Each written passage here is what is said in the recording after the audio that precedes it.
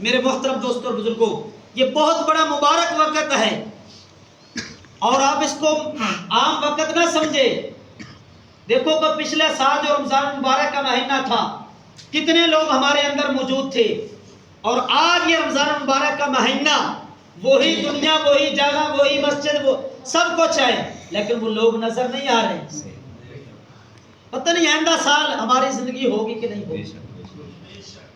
اور رمضان مبارک کا وہ مقدس مہینہ ہے جس مہینے کی آقا مدنی امام الانبیاء حضرت محمد مصطفیٰ صلی اللہ علیہ وسلم 2 مہینے پہلے سے تیاری شروع کر لیتے ہیں۔ حدیث پاک میں آتا ہے اللہم بارک لنا فی رجب و شعبان و بلغنا رمضان، اے اللہ رجب اور شعبان میں برکت عطا فرما دے اور ہم کو رمضان تک پہنچا دے۔ آج اللہ نے ہمیں رمضان عطا فرما دیا ہے۔ یہ وہ رمضان مبارک کا مہینہ ہے، حدیث پاک میں آتا ہے کہ جو آدمی اپنے گھر سے اٹھ کے مسجد میں چلا گیا، جماعت کے ساتھ نماز ادا کی، 1 رکعت کے بدلے اللہ پاک جنت میں اس کو 1 شہر عطا فرمائے گا۔ میرے محترم دوستوں اور بزرگوں، یہ وہ مبارک مہینہ ہے، رکعت تو 1 پڑھیں گے لیکن اللہ پاک 70 کا ثواب عطا فرمائے گا۔ 1 روپیہ اللہ کے راستے میں صدقہ دیا، اللہ پاک 70 کا ثواب عطا فرمائے گا۔ قرآن پاک کا 1 لفظ پڑھا ہے، اللہ پاک 70 کا ثواب عطا فرمائے گا۔ یہ اعتکاف کے ایام ہیں، مبارک ایام ہیں۔ حدیث پاک میں آتا ہے کہ جو اعتکاف اللہ کے گھر کا کرتا ہے، ماں بہنہ بیٹیاں جو ہیں وہ گھر کے اندر اعتکاف کرتی ہیں، اللہ پاک ان کو 2 حج اور 2 عمروں کا مقبول ثواب عطا فرمائے۔ گویا کہ انہوں نے 2 حج بھی کیے، 2 عمرے بھی کیے اور اللہ نے وہ قبول کر لیا۔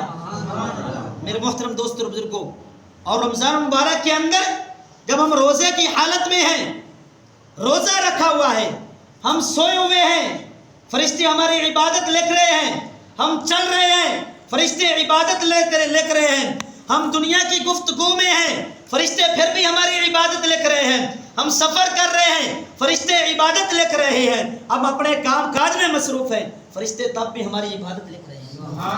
ہم نے روزہ رکھا ہوا ہے، اور حدیث پاک میں آتا ہے کہ جتنے انسان دنیا میں اعمال کرتا ہے، نماز ہے، حج ہے، زکوٰۃ ہے، صدقہ خیرات ہے، دین کی دعوت ہے، قرآن کی تلاوت ہے، اچھے اعمال ہیں، فرمایا کہ سب کا ثواب اللہ پاک فرشتوں کو حکم کریں گے کہ ان میرے بندوں کو جو ہے ثواب دے دو، اتنا اتنا اجر عطا فرما دو۔ فرمایا کہ جو روزے دار ہوں گے اللہ پاک حکم فرمائے گا ان کو آگے آنے دو، انہوں نے روزہ بھی میرے لیے رکھا ہے، آج میرے ساتھ ان کی ملاقات ہوگی اور ان کو اجر بھی میں خود عطا فرماؤں گا۔ میرے دوستو، اگر ہمارا دل چاہتا ہے کہ دنیا کے اندر جو علاقے کا ایم پی ہے یا ایم این اے ہے یا بڑا کوئی نمبردار ہے یا علاقے کا کوئی چودھری ہے، ہم اس سے ملاقات کرنا اپنی سعادت سمجھتے ہیں، تو میرے دوستو روزہ رکھیں گے تو ہماری ملاقات کس کے ساتھ ہوگی؟ اللہ کے ساتھ ملاقات ہوگی۔ اور جو کہتے ہیں کہ میری ملاقات اللہ کے ساتھ ہو، باقی کتنے دن رہ گئے جی؟ 4-5 دن رہتے ہیں، 5-7 دن رہتے ہیں، روزے کا اہتمام کرو اور اللہ پاک اس کا اجر عطا فرمائے گا، اللہ خود بدلہ عطا فرمائے گا۔ اللہ رب العزت ارشاد فرمائیں گے فلاں کو آگے آنے دو، آگے قریب آنے دو، اس کا بدلہ میں دوں گا۔ حدیث پاک میں آتا ہے کہ صحابہ رسول اللہ کی مجلس میں چودھری صاحب تشریف فرما تھے، تو بات چلتی ہوئی یہ بات آئی کہ پہلے جو امتیں گزری ہیں ان کی عمریں جو تھی 500 سال ہے، 700 سال ہے، 1000 سال ہے، 200 سال ہے، 1500 سال ہے، یہ بات چلی تو صحابہ اکرام رونے لگ گئے، صحابہ اکرام رونے لگ گئے۔ میرے محبوب نے فرمایا کہ میرے صحابہ کیوں روتے ہو؟ صحابہ عرض کرتے ہیں یا رسول اللہ صلی اللہ علیہ وسلم، ہم اس وجہ سے رو رہے ہیں کہ ہماری جو عمر ہے وہ 50 سال ہے یا 60 سال ہے یا 70 سال ہے، اور پہلے جو امتیں گزری ہیں ان کی تو 1000 سال عمر تھی، ان کے پھر اعمال بھی زیادہ ہیں، نیکیاں بھی زیادہ ہیں، اور ان کی نمازیں بھی زیادہ ہیں، ان کے روزے بھی زیادہ ہیں، ان کی حجیں بھی زیادہ ہیں، اور جس طرح ان کے نیک اعمال زیادہ ہیں ان کی جنت بھی بڑی ہوگی، ان کا مقام بھی اعلیٰ ہوگا، محل بھی بڑے ہوں گے۔ ابھی آقا مدنی صلی اللہ علیہ وسلم نے کوئی جواب نہیں فرمایا، آسمانوں سے جبرائیل آ گیا، آسمانوں سے جبرائیل آ گیا۔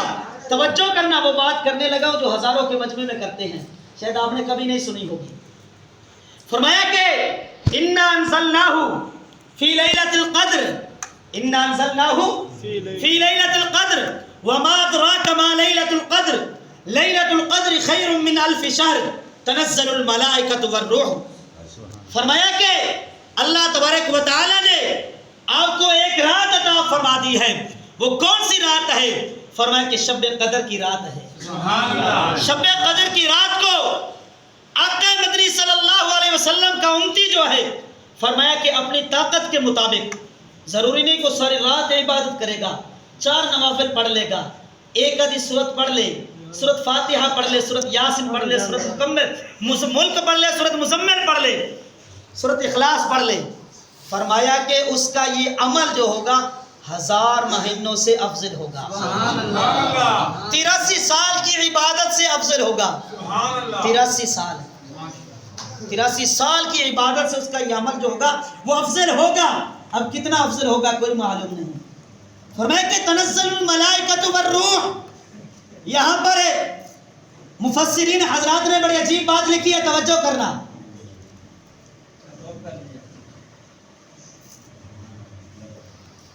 مفسرین نے لکھا ہے تنزل الملائکۃ والروح، فرمایا کہ اس رات کو فرشتے نازل ہوتے ہیں، اور فرشتوں کے ساتھ فرمایا کہ والروح، فرمایا کیا فرمایا جی؟ والروح، فرمایا کہ روح نازل ہوتا ہے۔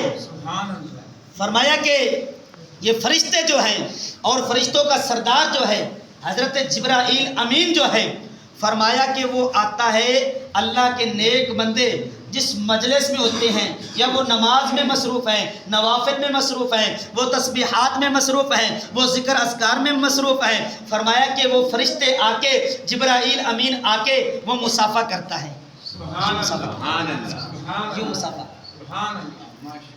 فرمایا کہ جب مصافحہ کرتا ہے تو اس انسان کی کیفیت یہ ہوتی ہے کہ اس کے جسم کے بال جو ہے وہ کھڑے ہو جاتے ہیں، اور اس کی رونے والی شکل ہو جاتی ہے، اور اس انسان کا دل نرم ہو جاتا ہے، اور جو گناہ اس نے اپنی زندگی میں کیے ہوتے ہیں اس پر وہ شرمندہ ہوتا ہے۔ توجہ کرنا، اس پر وہ شرمندہ ہوتا ہے۔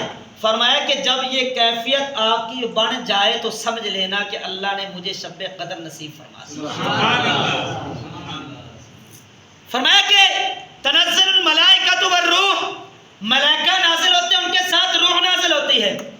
ایک مفسرین کی جماعت لکھتی ہے کتابوں کے اندر کہ والروح سے مراد جو ہے جبرائیل امین ہے۔